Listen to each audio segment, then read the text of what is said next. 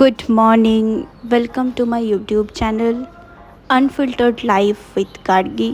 এটাই আমার first vlog. বাইরের রোদ দেখে হয়তো মনে হচ্ছে যে অনেক বেলা হয়ে গেছে, কিন্তু না, এখন বাজছে 9টা। 9টা মানে অনেকটাই বেলা আমি জানি, কিন্তু ওই আর কি আজকে একটু লেট করে ঘুমটা ভেঙেছে। আসলে আজকে প্ল্যানটা একটু অন্যরকমই আছে।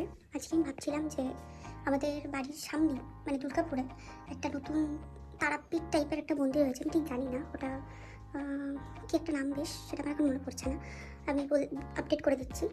তো আমি ঠিক করেছি আজকে ওখানে যাব একা, অবভিয়াসলি।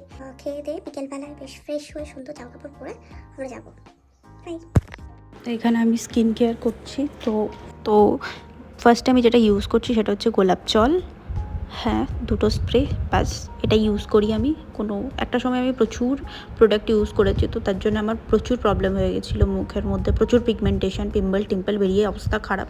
তারপর আমাকে আবার ডক্টর দেখাতে হয়। ডক্টর দেখিয়ে আবার সব কিছু ঠিকঠাক হয়ে গেলে আমি আবার মানে বেসিক স্কিন কেয়ারে চলে যাই, কারণ বেশি হিজিবিজি করলে আমার স্কিন খুব সেন্সিটিভ, নিতে পারে না। তো এগুলো ইউজ করি আমি। নেক্সট হচ্ছে একটা ময়েশ্চারাইজার, যেটা আমি ইউজ করি পন্ডসের, কিন্তু পন্ডসের যে ক্রিমটা আছে সেটা অনেকটা বড়, যে ডাব্বাটা আছে সেটা অনেকটা বড়। তো সেই ক্রিমটা আমি ছোট্ট একটা কৌটোতে করে নিয়ে এসেছি। তো কৌটোটা হচ্ছে জয়ের, বাট এটা জয়ের ময়েশ্চারাইজার না, এটা পন্ডসেরই একটা হাইলোরনিক কিছু একটা আছে এরকম। সেটা নেক্সট হচ্ছে সানস্ক্রিন হচ্ছে মাস্ট, কারণ একটা টাইম ছিল যখন আমি সানস্ক্রিন একদম ইউজ করতামই না, কারণ সানস্ক্রিন লাগালে মুখটা আমার কেমন কালো হয়ে যেত, মানে ডার্ক টাইপের হয়ে যেত, তো ইউজই করতাম না সানস্ক্রিন। বাট এই সানস্ক্রিন ডট-এন-কির একটা সানস্ক্রিন, তো এই সানস্ক্রিনটা ফার্স্ট কথা হচ্ছে মুখে লাগানোর পর বেশ ঠান্ডা ঠান্ডা লাগে, তো গরমকালে খুব আরাম লাগে, মুখটা বেশ ঠান্ডা ঠান্ডা হয়ে যায়। আর সেকেন্ড কথা, ওই ডার্ক টাইপের যে ব্যাপারটা এটাই হয় না, প্লাস অয়েলি না, খুবই ভালো। এই আমার দেখা বেস্ট সানস্ক্রিন হচ্ছে এই ডট-এন-কি।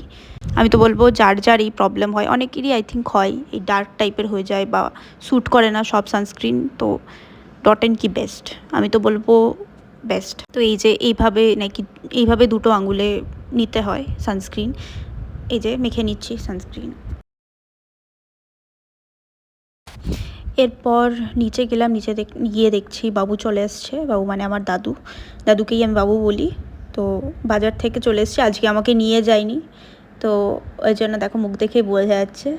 আমি তো বললাম আমাকে নিয়ে গেলে না, বলছে তুই ঘুম থেকে উঠবি না, তোকে কেন নিয়ে যাব। এদিকে বলছে যে ফিল্টারে জল নামছে না, ফিল্টারটা মনে হয় একটু পরিষ্কার করতে হবে। তো কথা হচ্ছে যে আমার বাড়ির সমস্ত যত রকমের কাজ, মানে সব পারি না, সব হয়তো বলাটা ভুল হবে, কিন্তু মোটামুটি সব কিছুই একটা ছেলে যেরকম করতে পারে আমাকে সব কিছুই করতে হয়। ফিল্টার ঠিক হয়ে গেছে, ফিল্টার আমি পরিষ্কার করে দিয়েছি। এই যে এবার বেরোবো, দই আনতে যেতে হবে, কারণ আনতে ভুলে গেছে। বাইরে যা রোদ দেখিয়ে আমার ভয় লেগে গেছে, কিন্তু ঠিক আছে, সানগার্ড নিয়ে রেখেছি, তো অসুবিধা হবে না। এই যে স্কুটি বের করতে যাচ্ছে, কিন্তু টুইস্ট হচ্ছে স্কুটিতে চার্জ নেই, আছে কিন্তু আমার মনে হয় না সেটা সাফিসিয়েন্ট। যদি শেষ হয়ে যায় স্কুটি আটকে যাবে, তো এবার এটাকে 1.5 ঘন্টার জন্য চার্জে বসাবো। চলো।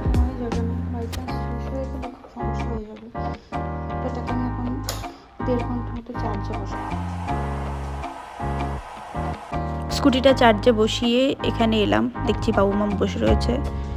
সকাল থেকে যেহেতু ব্রেকফাস্ট আমি কিছুই করিনি, ব্রেকফাস্ট আমি করি না ইউজুয়ালি, কারণ যদি হেভি কিছু খেয়ে নিই আমি লাঞ্চ করতে পারি না। তো এখানে আমার জন্য ব্রেকফাস্ট বলতে ছাতুর শরবত করেছে মাম, বাবু খাচ্ছে, মাম এখানে ফল খাচ্ছে।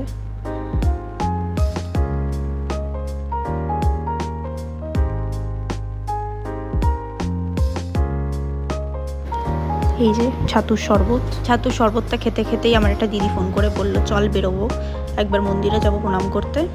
তো রেডি হয়ে নিয়েছি, একদম রেডি হয়ে নিয়েছি, সুন্দর। ট্যান পরানো যাবে না, তাই সানগার্ড পরে নিয়েছি। এই যে দিদিটার বাড়ির সামনে আমি দাঁড়িয়ে আছি। এসব করতে করতে 1.5 ঘন্টা কেটে গেছে, আমার স্কুটিও মোটামুটি চার্জ হয়ে গেছে। এরপর যাব দই নিতে।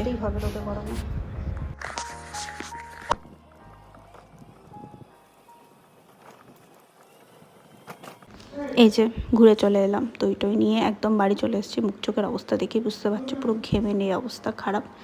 এবার যাই স্নান টান করে নিই, স্নান টান করে খেয়ে দিয়ে তারপর দেখা। মুখ চোখের অবস্থা খুবই খারাপ। আমি গেছিলাম দই আনতে, তো যেটা বলেছিলাম যে পার্লার যাবো, কিন্তু যাওয়া হয়নি, প্রচণ্ড রোদ বাইরে। দই এনে আমি দৌড়ে পালিয়ে এসেছি।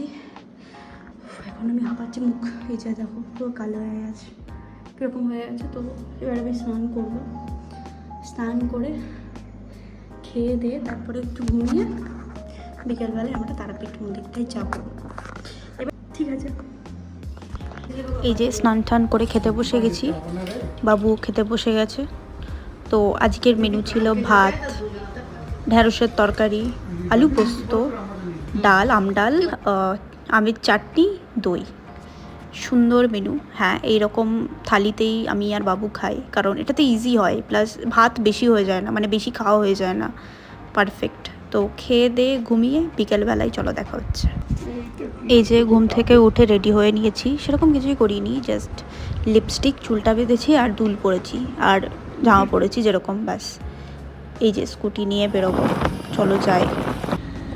রাস্তাটা ভীষণ সুন্দর, মানে চারিদিকে গাছপালা, প্লাস মাঝখানে একটা আদিবাসী গ্রাম পড়ে। তো যেরকম হয় এখন তো মাটির বাড়িতে ওরকম রঙের কাজ দেখতে পাওয়া যায় না, কিন্তু এত সুন্দর বাড়িগুলো। প্রায় ম্যাক্সিমাম বাড়িতেই আমি দেখলাম মাটির বাড়ি আর গায়ের মধ্যে অনেক রকমের ডিজাইন টাইপের করা। আমার তো খুবই ভালো লাগলো, চারিদিকে গাছপালা এত সুন্দর লাগছিল। আমার ক্যামেরা হয়তো জাস্টিফাই করতে পারছে না, বাট যাওয়ার রাস্তাটা এত সুন্দর। ওখানে মন্দিরে পৌঁছে দেখা হচ্ছে, চলো।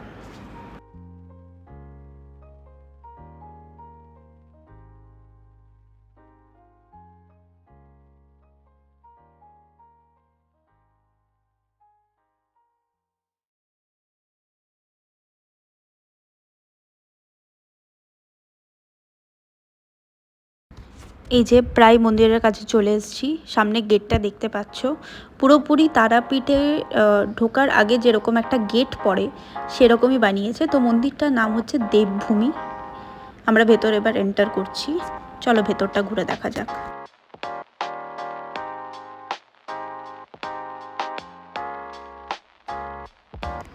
পাশে পুরো ফাঁকা মাঠ, খোলা, সুন্দর হাওয়া দিচ্ছিল। ভেতরে ঢুকেই দেখলাম ডান পাশে দুটো মূর্তি রয়েছে, ওনাদেরকে ডেডিকেট করেই মন্দিরটা তৈরি করা হয়েছে। এই যে শ্রী সুরেন্দ্রনাথ দাস এবং তার স্ত্রী শ্রীমতী জ্যোৎস্না দাস, এনাদের ডেডিকেট করেই মন্দিরটা তৈরি করা।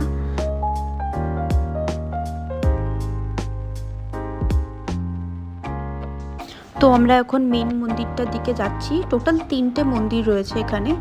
তো এই যে পাশেই ফোয়ারা, ভেতরটা চলো দেখি। ভেতরটা তো আরো ভীষণ সুন্দর, মানে চারদিকে দেওয়ালে সুন্দর সুন্দর কলাকৃতি ফুটিয়ে তুলেছে। রামায়ণ, মহাভারত, প্লাস আরও অনেক পুরাণ আই থিঙ্ক। এই যে এটা মহাভারত, সমস্ত কিছু। আর ভেতরে রয়েছে মা তারার বিগ্রহ, ঠিক তারাপীঠের মতোই বানিয়েছে। এই যে ভিড়টা এখন ভীষণই কম, আমার মনে হয় এর মধ্যে সবাই যদি ঘুরে আসতে পারে তাহলে হয়তো ফাঁকার মধ্যে দর্শন করতে পারবে। এই যে পাশে আরও একটা বিষ্ণুর কলাকৃতি। তো এখানে পুরোহিত মশাইয়ের সাথে কথা বলে যা বুঝলাম, এখানে সকাল 9টা থেকে 12টা পর্যন্ত পুজো দেওয়া যাবে। আর ভোগের ব্যাপারটা এখনও শুরু হয়নি, কিন্তু ভোগের ব্যাপারটাও শুরু হবে।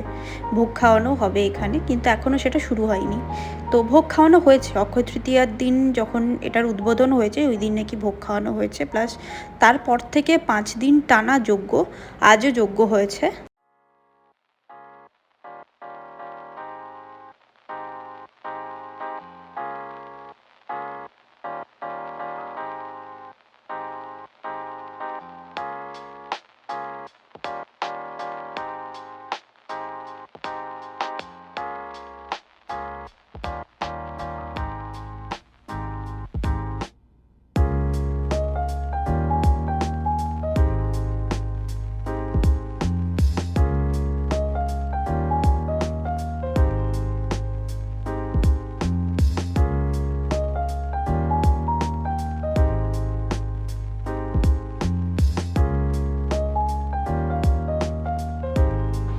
এবারে আমরা আস্তে আস্তে দ্বিতীয় মন্দিরের দিকে যাচ্ছি, চলো ভেতরটা ঘুরে দেখা যাক।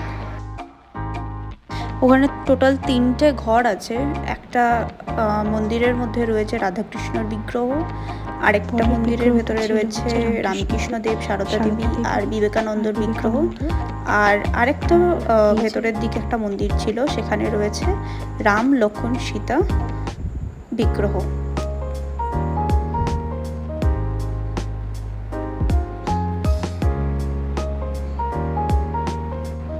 আরও একটা জিনিস বিশেষ করে আমার খুব ভাল লাগলো যে প্রত্যেকটা জায়গা ভীষণ পরিষ্কার পরিচ্ছন্ন, নিট অ্যান্ড ক্লিন।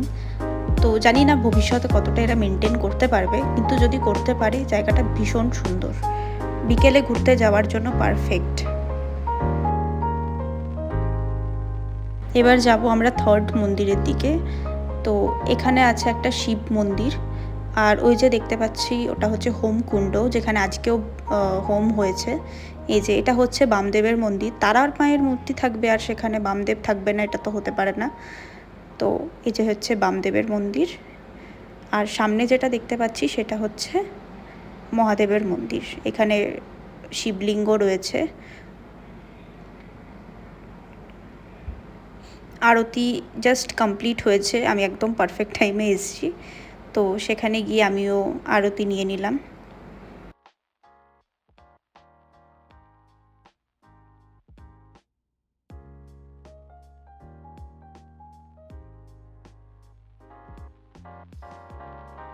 ব্যাস শেষ, মন্দির দেখা শেষ।